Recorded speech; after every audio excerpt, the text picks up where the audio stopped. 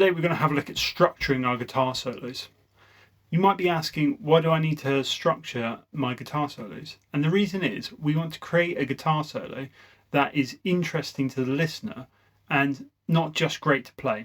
All guitar solos are great to play. These are going to be great to listen to also. So let's have a look at it. There's three main things that we need to focus on when we're structuring our guitar solo. We want to build energy, we want to build dynamics, and we always want to make it feel like it's going somewhere and not just infinitely going on and never going to end.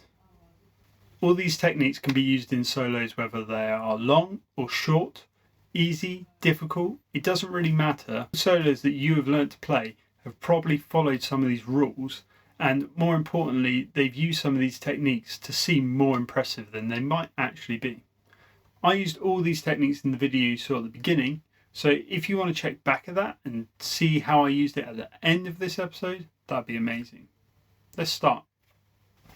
A really good technique for structuring your solo note-wise is to start with very few notes and then build up to playing more.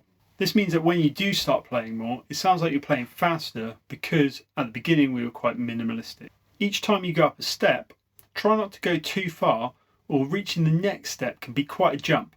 So if you go from playing 1 or 2 notes a bar to playing 12 notes a bar, the next step you're probably going to have to play up in the region of 20 to make as big of an impact.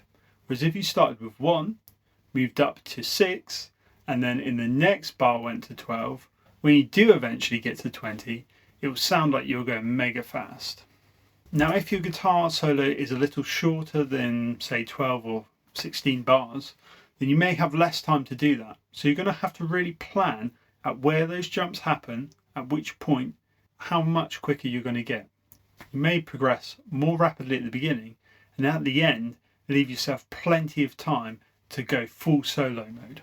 As long as picking the quantity of notes, you might also make your note choices more progressive as you move on. So when you're starting, you might be using notes in the middle of your guitar, and then as it gets heavier you might use some lower notes, and then when you really want to hammer home that you're going for your big solo, you might end up using the notes all the way past the 12th fret. This gives a really good idea of dynamics because it shows your instrument's range, and it sounds like you're making big movements each time you move between your different sections. Now these rules don't always work like that. You might start up high and then progressively go lower if that fits your song. So don't be afraid to experiment too much.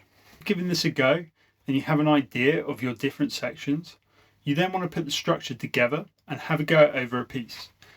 To start with, just go as long as you need to, but you do eventually need to start cutting that down into a smaller section. The reason for that is in most songs you will not get a very big guitar solo. You might get 8, 12, 16 bars to do your part, and that can be quite generous sometimes, so you may end up with less than that on most situations.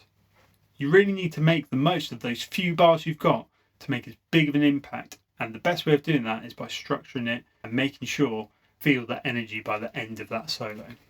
The video at the beginning of this one, I used a very simple structure over a small section, and you can really hear where I jump in between the different parts and follow the music to try and create a dynamic movement in my piece.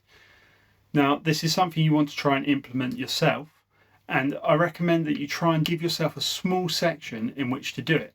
So 8, 12, 16 bars within a backing track, have a go at your solo, go back to the beginning and try again. And really try and develop it into something that you love the sound of. Now all of this sounds like really difficult work and like a lot of effort. The more you do it now, the more ingrained it will become in your playing.